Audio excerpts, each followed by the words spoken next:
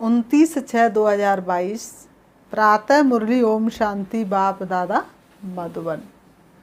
बाबा ने सुनाया आज मीठे बच्चे, तुम्हें किसी से भी जास्ती डिबेट नहीं करनी है, किसी से भी जास्ती चिट नहीं करनी है। ज्ञान सुनाओ, समझ में आए तो ठीक है और नहीं समझ में आए तो आगे बढ़ जाओ।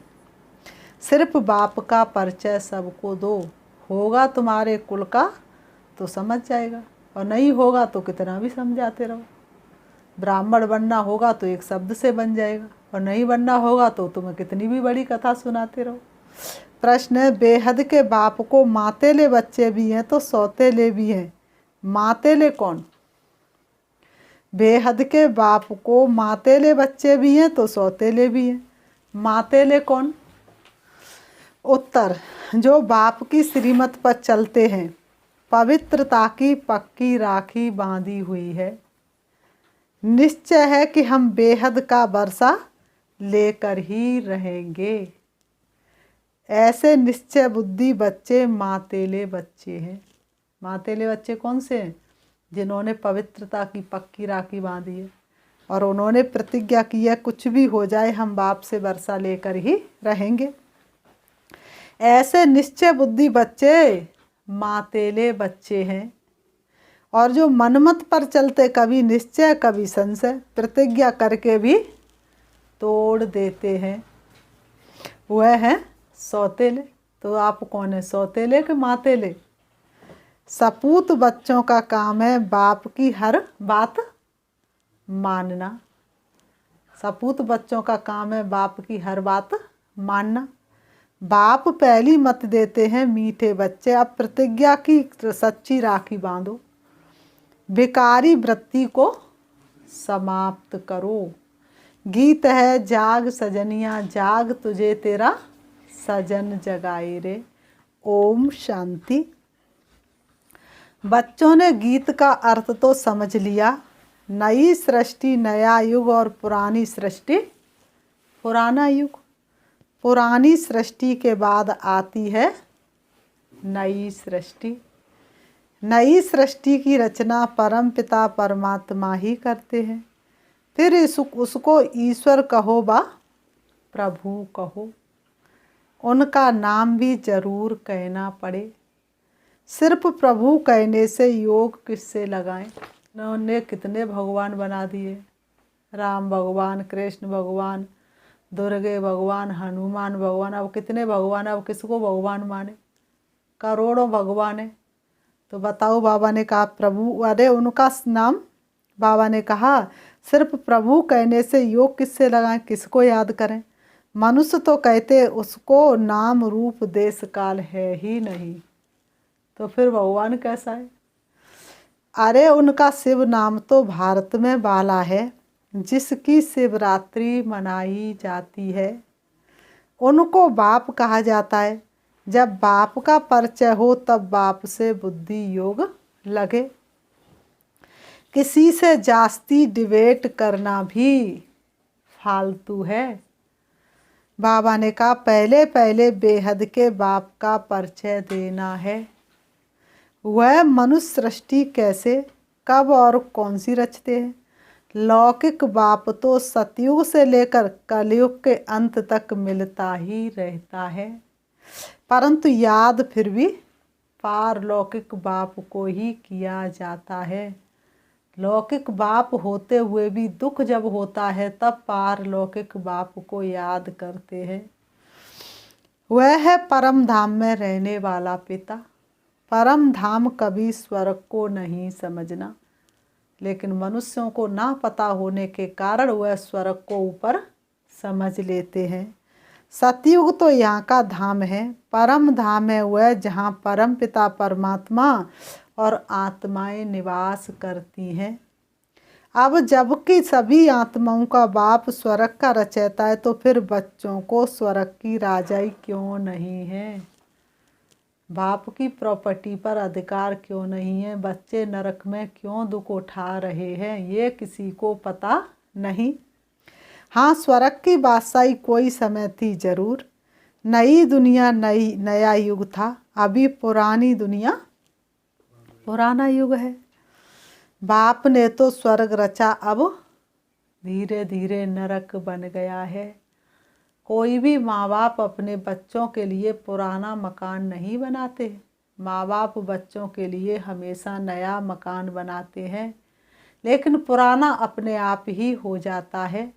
किसी ने भी कांटों के जंगल को नहीं लगाया, फूलों के बगीचे को लगाया, लेकिन कांटों का जंगल अपने आप ही तैयार हो जाता है। नरक किसने बनाया और कब बनाया? माया रावण ने नरक बनाया। भारतवासियों को तो ये ज्ञान देना बहुत सहज है, क्योंकि भारतवासी ही रावण को जलाते हैं। सिर्फ अर्थ नहीं समझते हैं, जलाते हैं लेकिन अर्थ नहीं समझते। भगत सब भगवान को याद करते, परंतु उनका पता न होने के कारण कह देते हैं कि वह सर्वव्यापी है। नाम रूप से न्यारा है, बेअंत है, उनका अंत नहीं पाया जाता है। इसलिए सभी मनुष्य मात्र नाउम्मीद और ठंडे हो गए हैं। ठंडे भी होना ही है। बाबा ने कहा मनुष्यों को ठंडे भी होना ही है, तो उनके आने का, स्वर्ग रचने का टाइम भी हो। अब बाप कहते हैं कि मैं फिर से आया हूँ। अब नया सवेरा लाने को भारत में शिव आया है, फिर से आया है। बाबा ने कहा भक्तों को भगवान से फल तो जरूर मिलता है। ऐसे थोड़ी ना कि भक्त पुकारते ही रहेंगे और भगवान कभी धरती पर आएगा ही नहीं। भक्तों को भगवान मिला, हमें प्यारा पिता रूहानी, तो आएगा जरूर। भगवान को यहाँ ही आकर फल देना है, क्योंकि सब पतित हैं, वहाँ तो पतित जा ना सके। परम धाम वापस तो पतित जा ना सके। कोई कितनी भी कोशिश करे, लेकिन वापस तो एक भी जा ना सके। इसलिए मुझे ही आना पड़े। मेरा आह्वान करते हैं। भक्तों को चाहिए कौन? भगवान। अब भगवान से क्या मिलेगा? मुक्ति, जीवन मुक्ति। सबको नहीं देंगे, ऐसे नहीं है कि मुक्ति जीवन मुक्ति भगवान सबको दे देंगे, सबको नहीं देंगे। जो मेहनत करेंगे उन्हों को देंगे। करेगा सो पाएगा, सुहाना बन जाएगा। आज की दुनिया में कोई पढ़ता नहीं है तो इंजीनियर डॉक्टर थोड़ी नहीं बन जाएगा। इसी तरह से सतयुग की बादशाही ऐसे सहज थोड़ी नहीं मिल जाएगी। कुछ तो सहन करना पड़ेगा, कुछ तो मेहनत करनी ही पड़ेगी। इतनी करोड़ आत्माएं वर्षा पाएंगी क्या? जब कोई आवे तो बोलो बाप है स्वर्ग का रचयिता, हम अनुभवी हैं। हम अभी भगवान को ढूंढ नहीं सकते। हम अभी भगवान को ढूंढ नहीं सकते। भगवान तो हमको मिल गया। बहुत दिनों से भटक रहे थे हम एक भूल भुलैयों में। वो दिन बीते, अब बैठे हम एक ठंडी छैया में। उनको तो अपने टाइम पर आना है। हमने भी पहले बहुत तलाश की, परंतु मिला नहीं। मनुष्यों कोई भगवान को ढूंढ सकता है? भगवान ही आकर के हमें ढूंढते हैं। भगवान को कोई ढूंढ पाया क्या? कितनी भी कोशिश कर ले, लेकिन भगवान को कोई ढूंढ नहीं सकता। परंतु मिला नहीं। जप तप तीर्थ आदि किए, बहुत ढूंढा परंतु मिला नहीं। काशी में, काबा में, भटके कैलाश में आ चुके, वो अभी मिल रहे हैं सभी। तो काशी काबा में ढूंढा लेकिन मिला ही नहीं। उनको तो अपने समय पर परम धाम से आना है। आदि सनातन देवी देवताओं को 84 जन्म भी लेना पड़े।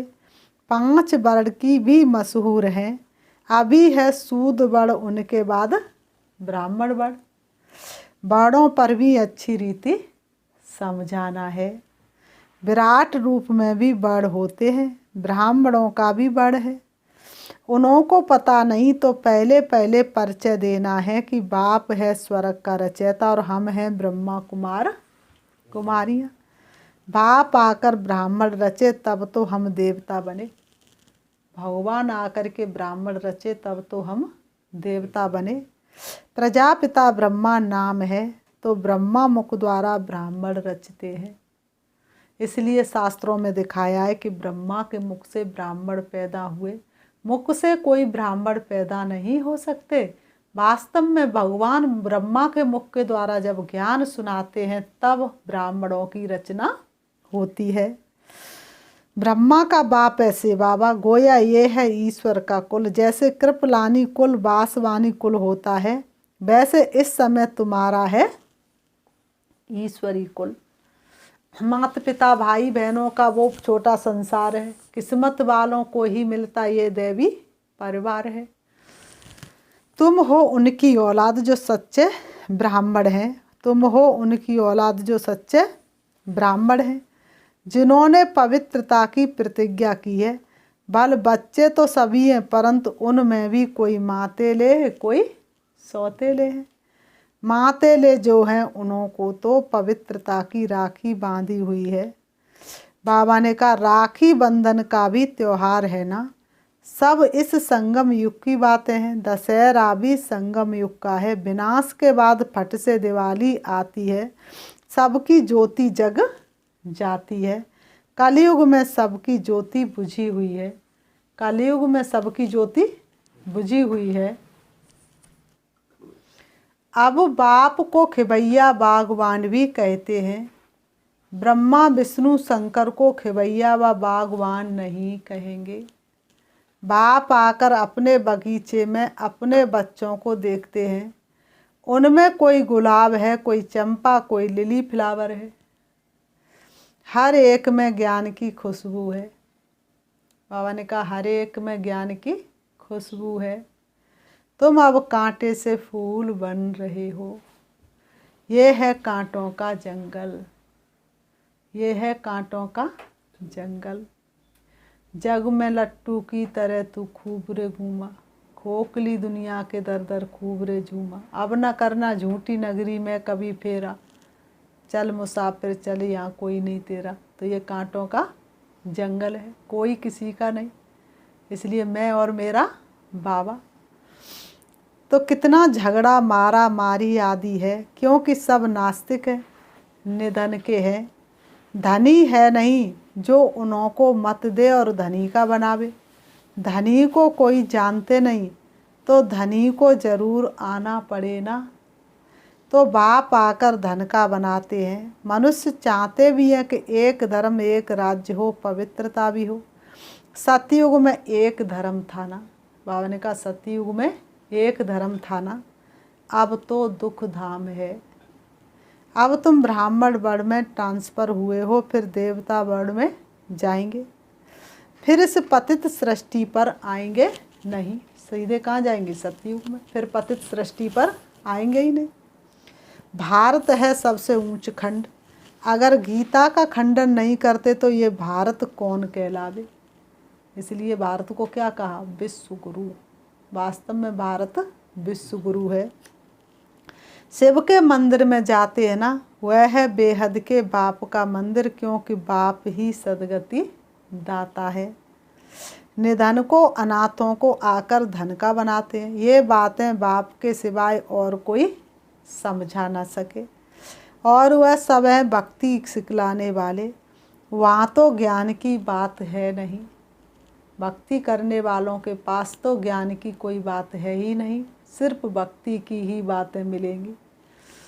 ज्ञान सागर सदगति दाता एक ही है। इसलिए कहते सबका मालिक एक, फिर क्यों बटा हुआ संसार है। और सच पूछो तो सारी दुनिया अपना ही परिवार है। मनुष्य कब सदगति के लिए गुरु बन ना सके। ऐसे तो कोई हुनर सिखलाने वाले को गुरु कह देते हैं, परंतु वह गुरु सारी सृष्टि की सदगति कर नहीं सकते। भल कहते कि हमको साधु आदि से शांति मिलती है, परंतु कितनी अल्पकाल के लिए। सदा काल की शांति तो साधु आदि से मिल नहीं सकती। फिर सन्यासी कहते हैं कि स्वर्ग का सुख तो काग विष्टा के समान है। फिर सन्यासियों द्वारा जो शांति मिली वह भी काग विष्टा के समान ही होगी। मुक्ति तो देते नहीं है ना। मुक्ति जीवन मुक्ति दाता तो एक ही बाप है। श्री कृष्ण से सभी का बहुत प्यार है, परंतु उनको पूरा जानते नहीं। अब बाप समझाते कि सतयुग में कृष्णपुरी थी, अब तो चारों तरफ कंसपुरी है। अब बाप आकर फिर कृष्णपुरी बनाते हैं। फिर आधा कल्प के बाद रावण राज्य नरक बन जाता है। आधा कल्प है सुख, आधा कल्प है दुख। सुख का समय जास्ती है, परंतु सुख दुख का खेल तो चलता ही रहता है। इसको सृष्टि चक्र कहा जाता है, हार जीत का खेल कहा जाता है। सन्यासी समझते हैं कि हम मोक्ष को पा लेंगे, परंतु मोक्ष को कोई पा नहीं सकते। सन्यासी सोचते हैं कि हम ब्रह्म में लीन हो जाएंगे, हमें मोक्ष मिल जाएगी, लेकिन बाबा ने कहा मोक्ष तो किसी को मिल ही नहीं सकती, मोक्ष को तो कोई पा ही नहीं सकता, जन्म मरण के फेरे से कोई छूट ही नहीं सकता। बाबा ने कहा इस राज को कोई जानता ही नहीं है। मुक्ति और जीवन मुक्ति बाप के सिवाय कोई दे ना सके। तुम अपनी राजधानी स्थापन कर रहे हो ना। बाबा कहते तुम अपनी राजधानी स्थापन कर रहे हो ना। यहाँ तो देखो दुख ही दुख है। हंसते चेहरे दो चार मिले और रोते चेहरे हजार मिले, यहाँ तो दुख ही दुख है। अब हम बाप की मदद से स्वर्ग बना रहे हैं। बाप की मदद से हम भारत को स्वर्ग बना रहे हैं। हमने स्वर्ग बनाने का बीड़ा उठाया है। तूफान आए तो आने दो, कोई कहे रुके तो कहने दो, रुक जाना तेरा काम नहीं, झुक जाना तेरा काम नहीं। फिर हम ही मालिक बन राज्य करेंगे और बाकी सबको मुक्ति धाम में भेज देंगे। वह फिर अपने समय पर आएंगे। जब वह भी उतरेंगे तो पहले सुख में आएंगे, फिर दुख में। भक्ति मार्ग में जप तप माला आदि फेरते हैं ना। कहते भी हैं कि एक को याद करना चाहिए, फिर अनेकों को क्यों याद करते हैं? क्योंकि एक में भी विश्वास नहीं है, इसलिए अनेकों को याद करते रहते। अपने आप में भी विश्वास नहीं, इसलिए भटकते रहते हैं। तो बाबा ने कहा इसमें देह अभिमान को छोड़ना पड़े, परंतु कोई छोड़ता नहीं। देह अभिमान को कोई छोड़ता नहीं। बाप कहते कि अब सभी को वापस घर जाना है, चलना है घर वापस। अब तो यही ज्ञान का सार, संपूर्ण ज्ञान का सार क्या है? मैं आत्मा हूँ और मेरा घर परम धाम है और मुझे संपूर्ण बन के वापस जाना है। बाप बच्चों से ही बात करते हैं। बच्चों में भी कोई सौतेले हैं तो कोई मातेले हैं। सौतेले हुए हैं जो पवित्रता की राखी नहीं बांधते हैं। सौतेले हुए हैं जो पवित्रता की राखी नहीं बांधते हैं। मातेले को तो निश्चय है कि हम तो वर्षा लेकर ही छोड़ेंगे। बाकी कोई कोई तो फेल होते हैं। कच्चे पक्के नंबरवार तो होते हैं।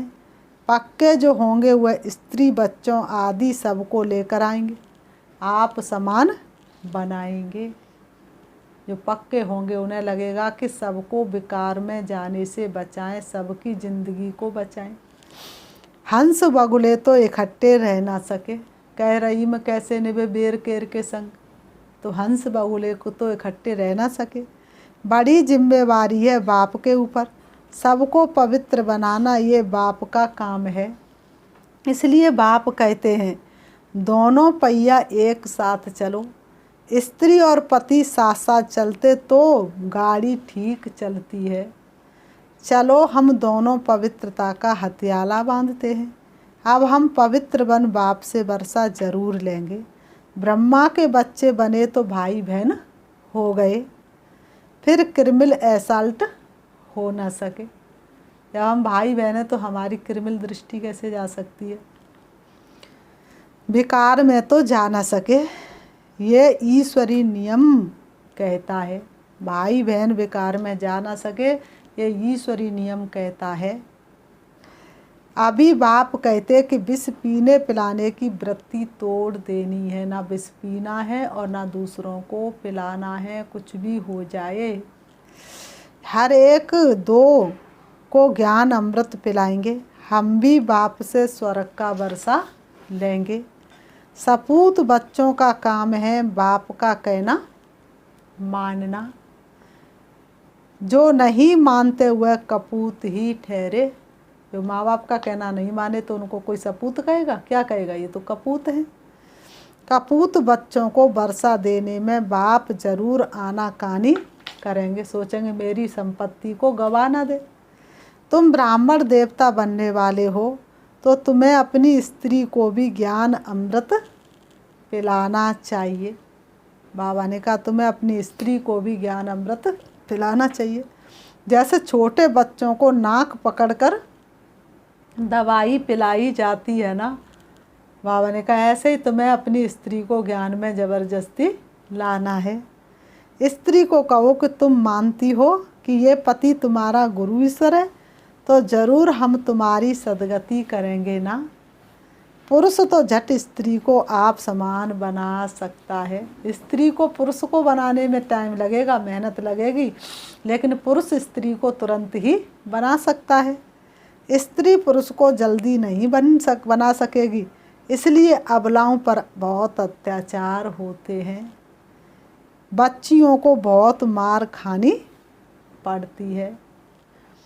तुम्हारी रक्षा गवर्नमेंट भी कर नहीं सकेगी। बाबा ने कहा तुम्हारी रक्षा गवर्नमेंट भी कर नहीं सकेगी। वह कहेगी कि हम तो कुछ नहीं कर सकते इस बात पर। बाप तो कहेंगे बच्चे श्रीमत पर चलो तो तुम स्वर्ग के मालिक बनेंगे। अगर कपूत बने तो क्या होगा? वर्षा गवा देंगे। वहाँ लौकिक बाप से बच्चे हद का वर्षा लेते और यहाँ सपूत बच्चे बेहद के बाप से बेहद का वर्षा लेते हैं। इसको कहा जाता है ये दुनिया क्या है? दुख का धाम। ये पूरा संसार आज दुख का धाम है। कहीं पर भी जाओ, किसी से भी पूछो, कोई सुख का वर्णन कर नहीं सकता, सब दुख का ही वर्णन करेंगे। दुनिया में लोग सच्ची सच्ची सत्यनारायण की कथा सुनाते और सुनते, लेकिन आज घर घर की सत्यनारायण की सच्ची कथा क्या हो गई? दुख की कहानी सुनाना। तो यहाँ तो तुमको सोना भी नहीं पहनना है, क्योंकि इस समय तुम बेघर हो। दूसरे जन्म में तुमको एकदम सोने के महल मिलते हैं, रतन जड़ित महल होंगे। तुम जानते हो कि हम अब बाप से 21 जन्म का वर्षा ले रहे हैं। तुम अब जानते हो कि हम बाप से 21 जन्म का वर्षा ले रहे हैं। भक्ति मार्ग में मैं सिर्फ भावना का फल देता हूँ। वह तो जानते नहीं कि श्री कृष्ण की आत्मा कहाँ है, गुरु नानक की आत्मा कहाँ है। दुनिया में तो लोगों को पता नहीं कि श्री कृष्ण की आत्मा कहाँ है और गुरु नानक की आत्मा कहाँ है, लेकिन तुम बच्चों को पता है गुरु नानक की आत्मा भी इस समय यही पाठ बजा रही और श्री कृष्ण की आत्मा भी 84 जन्म लेते लेते लास्ट जन्म में वह भी पतित बन गई और बाप से वर्षा लेने की पढ़ाई पढ़ रही है। भक्ति मार्ग में सिर्फ भावना का फल देता हूँ। बाबा ने कहा वह तो जानते नहीं कि श्री कृष्ण की आत्मा कहाँ है, गुरु नानक की आत्मा कहाँ है। तुम जानते अब वो सब पुनर्जन्म लेते लेते तमो प्रधान बन गए। वह भी सृष्टि चक्र के अंदर ही है, सबको तमो प्रधान बनना ही है। अंत में बाप आकर फिर सभी को वापस ले जाते हैं। फिर बाबा ने कहा अच्छा, मीठे मीठे सिकीलते बच्चों प्रति माता पिता बाप दादा का याद प्यार और गुड मॉर्निंग। रूहानी बाप की रूहानी बच्चों को नमस्ते। हम रूहानी बच्चों की रूहानी बाप दादा को याद प्यार और नमस्ते नमस्ते नमस्ते नमस्ते। धारणा के लिए मुख्य सार नंबर 1, अब पवित्रता का हथियाला बांधना है। ध्येय अभिमान को छोड़ बेकारी वृत्तियों को चेंज करना है। नंबर 2, बाप की श्रीमत पर चल सपूत बच्चा बनना है। ज्ञान अमृत पीना और फैलाना है। स्वयं में ज्ञान की खुशबू धारण कर खुशबूदार फूल बनना है। वरदान अर्थात याद और सेवा के डबल लॉक द्वारा निर्विघ्न रहने वाले फीलिंग प्रूफ भव। अर्थात याद और सेवा के डबल लॉक द्वारा निर्विघ्न रहने वाले फीलिंग प्रूफ भाव स्पष्टीकरण। माया के आने के जो भी दरवाजे हैं उन्हें याद और सेवा का डबल लॉक लगाओ। श्वासों श्वास में याद और श्वासों श्वास में सेवा करते रहेंगे तो माया कहाँ से आ जाएगी। यदि याद में रहते और सेवा करते भी माया आती तो जरूर याद अथवा सेवा में कोई कमी है। अर्थात सेवा वह है जिसमें कोई भी स्वार्थ ना हो। अगर निस्वार्थ सेवा नहीं तो लॉक ढीला है और याद भी शक्तिशाली चाहिए। ऐसा डबल लॉक हो तो निर्विघ्न बन जाएंगे। फिर क्यों क्या कि व्यर्थ फीलिंग से परे फीलिंग प्रूफ आत्मा रहेंगे। स्लोगन, स्नेह और शक्ति का बैलेंस ही सफलता की अनुभूति कराता है। स्नेह और शक्ति का बैलेंस ही सफलता की अनुभूति कराता है। मातेश्वरी जी के अनमोल महावाक्य। वास्तव में ज्ञान प्राप्त करना तो 1 सेकंड का काम है। मैं आत्मा हूँ, मेरा घर परम धाम है। तो ज्ञान प्राप्त करना तो 1 सेकंड का काम है। परंतु अगर मनुष्य 1 सेकंड में समझ जाए तो उनके लिए 1 ही सेकंड लगता है। सिर्फ अपने स्वधर्म को जान ले जावे कि मैं असल में शांत स्वरूप आत्मा हूँ और परमात्मा की संतान हूँ। अब ये समझना तो 1 सेकंड की बात है, परंतु इसमें निश्चय करने में कोई हठयोग, कोई जप तप, कोई भी प्रकार का साधना करना कोई ज़रूरत नहीं। बस सिर्फ ओरिजिनल अपने रूप को पकड़ो। बाकी हम जो इतना पुरुषार्थ कर रहे हैं वो किसके लिए, अब इस पर समझाया जाता है। हम जो इतना पुरुषार्थ कर रहे हैं वो सिर्फ इतनी बात पर ही कर रहे हैं, जैसे अपनी प्रैक्टिकल जीवन को बनाना है तो अपने इस बॉडी कॉन्सेंस से पूरा निकलना है। असल में सोल कॉन्सेंस रूप में स्थित होने व इन दैवी गुणों को धारण करने में मेहनत अवश्य लगती है। इसमें हम हर समय हर कदम पर सावधान रहते हैं। अब जितना हम माया से सावधान रहेंगे तो बल कितनी भी घटनाएं सामने आएंगी मगर हमारा सामना नहीं कर सकेंगी। माया सामना तब करती है जब हम अपने आप को विस्मृति करते हैं। अब ये जो इतनी मार्जिन है सिर्फ प्रैक्टिकल लाइफ बनाने की, बाकी ज्ञान तो सेकंड की बात है। अच्छा, ओम शांति, ओम शांति। आज अब हम 5 मिनट बाबा को याद करते हैं। बाबा ने जैसे कि सुनाया, चलिए देखेंगे अपने आप को दोनों भ्रुओं के बीच भ्रकुटी में विराजमान। मैं पद्मा पदम भाग्यशाली आत्मा हूँ। स्वयं भगवान ने मेरा हाथ पकड़ा है। स्वयं भगवान का मैं डायरेक्ट बच्चा हूँ। इससे ज़्यादा भाग्य और क्या हो सकता है। अब मैं आत्मा देह रूपी वस्त्रों को त्याग के बड़ी खुशी और उमंग के साथ उड़ रही हूँ। मुझे बहुत खुशी है। स्वयं भगवान मेरा आह्वान कर रहे हैं। कौन मुझे मीठे बच्चे कह कर के बुला रहे हैं। मैं आत्मा उड़ कर के पहुँच जाती हूँ सूक्ष्म वतन में, जहाँ बाप दादा विराजमान है। मैं आत्मा बाप दादा को अपने सन्मुख देख रही हूँ। मैं आत्मा फरिश्ते की चमकीली ड्रेस को धारण कर लेती हूँ और बाप दादा की भुजाओं में समा जाती हूँ। मैं फरिश्ता संपूर्ण लाइट से ढका हुआ हूँ। मेरे चारों तरफ लाइट ही लाइट है। बाप दादा के मस्तक से निकलती हुई किरणें मेरे मस्तक में समा रही हैं। बाप दादा के नैनों से निकलती हुई शक्ति मेरे नैनों में समा रही है। बाप दादा का वरदानी हाथ मेरे सिर पर है। मैं बाप दादा के साथ कंबाइंड फरिश्ता हूँ। अब बाप दादा मेरे हाथ में हाथ लेकर के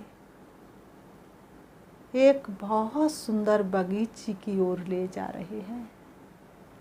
मैं पहुंच जाती हूँ बहुत सुंदर बगीचे में, जहाँ अनेक प्रकार के कमल आसन उपस्थित हैं। मैं फरिश्ता कमल आसन पर विराजमान हो जाता हूँ। बाप दादा मेरे सामने हैं। मेरे सारे संबंध बाप दादा के साथ हैं। मुझे बाप दादा से सर्व प्राप्तियाँ हो रही हैं। मेरे अंदर से अनहद गीत बज रहा है। सिर्फ मैं और मेरा बाबा, सिर्फ मैं और मेरा बाबा, दूसरा ना कोई। बाबा मेरे सामने है। मैं बाबा की याद में एक रस टिक जाती हूँ। अपने आप को मैं संपन्न और संपूर्ण अनुभव कर रही हूँ। मैं सर्व गुणों से संपन्न होती जा रही हूँ। अब मैं फरिश्ता बाप दादा के हाथ में हाथ लेकर सूक्ष्म वतन में आ जाता हूँ। बाप दादा मुझे वरदानों से भरपूर करते हैं। बाप दादा मुझे शक्तिशाली दृष्टि देते हैं। अब मैं आत्मा फरिश्ते की ड्रेस को चेंज करके शक्तिशाली रूप में परम धाम से नीचे, सूक्ष्म वतन से नीचे चली आ रही हूँ। आ जाती हूँ सृष्टि रंगमंच पर। आकर के दोनों भ्रमों के बीच भ्रकुटी में विराजमान हो जाती हूँ। अब मुझे अनुभव हो रहा है बाप दादा मेरे साथ हैं। बाप दादा का वरदानी हाथ मेरे सिर पर है। बाप दादा मेरे सन्मुख हैं। बाप दादा मुझसे एक पल भी दूर नहीं है। ओम शांति, ओम शांति।